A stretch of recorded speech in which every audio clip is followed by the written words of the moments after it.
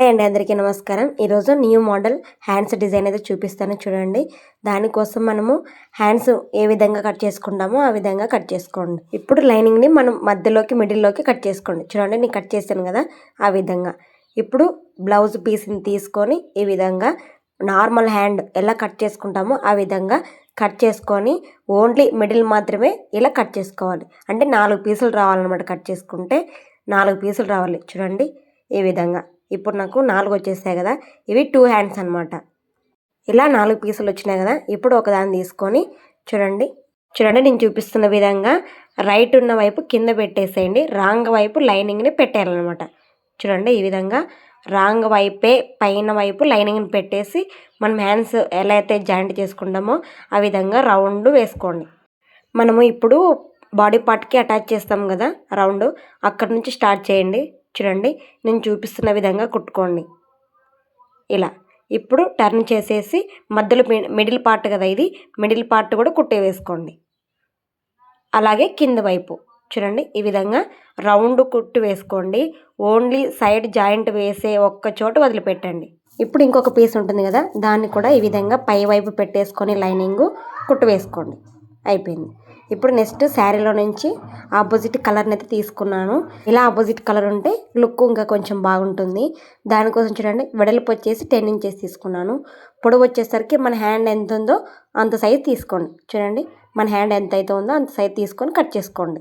Cutting అనేది చాలా ఈజీగా సింపుల్గా ఉంటుంది. మీరు కూడా ట్రై చేయొచ్చు. ఒకసారి ట్రై చేయండి, చాలా ఈజీగా ఉంటుంది. చూడండి ఇలా కట్ చేసుకున్న తర్వాత ఇప్పుడు పీస్ని రెండింటిని డివైడ్ చేసుకోండి. ఇది ఇప్పుడు ఒక హ్యాండ్కి అనమాట. చూడండి రైట్ సైడ్ పైకి పెట్టేసుకొని ఈ విధంగా హ్యాండ్ని కూడా పై వైపు పెట్టేసుకోవాలి. పెట్టేసుకొని కుట్టు వేసుకోండి అంతే. ఇప్పుడు ఇంకొక వైపు సేమ్ అదే ప్రాసెస్సే, పై వైపు పెట్టేసుకొని కుట్టు వేసుకోండి. కుట్టడం అయిపోయింది కదా. ఇప్పుడు నెక్స్ట్ రివర్స్ చేసేసి క్లాత్ ఉంటుంది కదా, శారీలో ఉన్న క్లాత్ మీద కుట్టు వేసుకోవద్దండి. హ్యాండ్ పీస్ ఉంది కదా దాని మీద వేసుకోండి కుట్టు. చూడండి ఈ విధంగా నేను చూపిస్తున్న విధంగా హ్యాండ్ పీస్ మీద కుట్టు వేసుకోండి. అలాగే ఇంకొక వైపు కూడా అదే ప్రాసెస్లోనే పై వైపు హ్యాండ్ మీద కుట్టు వేసుకోండి. ఈ విధంగా కుట్టు వేసుకున్నారు కదా. ఇప్పుడు 2 జాయింట్ని పట్టుకొని చూడండి నేను చూపిస్తున్న విధంగా మిడిల్కి పెట్టేసుకొని కాటు పెట్టుకోవాలి. మనము మిడిల్లో కచ్చ పెట్టుకున్నాం కదా, ఆ కచ్చ దగ్గరికి హ్యాండ్ని ఇలా మూవ్ చేయాలన్నమాట ముందరికి. చూడండి ఈ మూవ్ చేస్తే ఇలా వస్తుంది.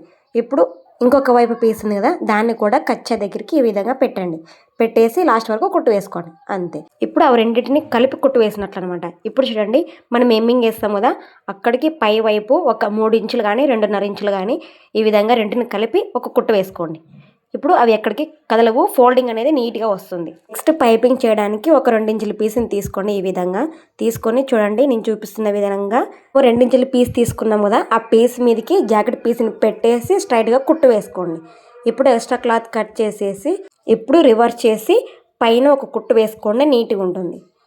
చూడండి ఈ విధంగా నీట్గా కుట్టు వేసుకోండి.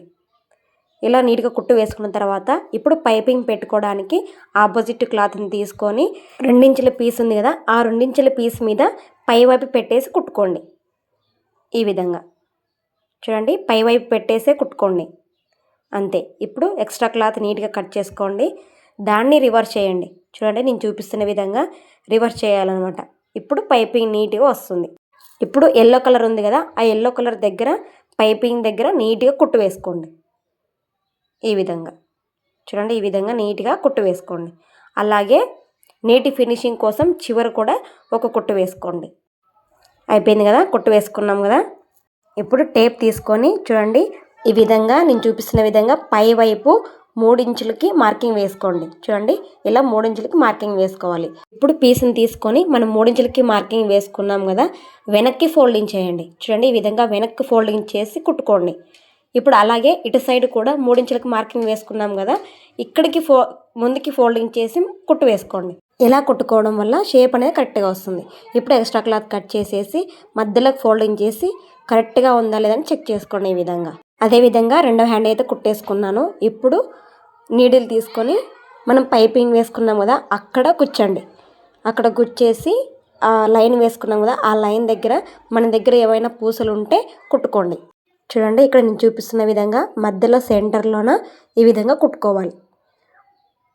అలాగే రెండవది కూడా ఈ విధంగా కుట్టుకోండి. సెంటర్లోకి కుట్టుకోవాలన్నమాట. అలాగే మూడవది కూడా ఈ విధంగానే కుట్టుకోండి. కుట్టుకున్న తర్వాత బ్లౌజ్కి ఎలా అటాచ్ చేయాలో చూపిస్తాను చూడండి.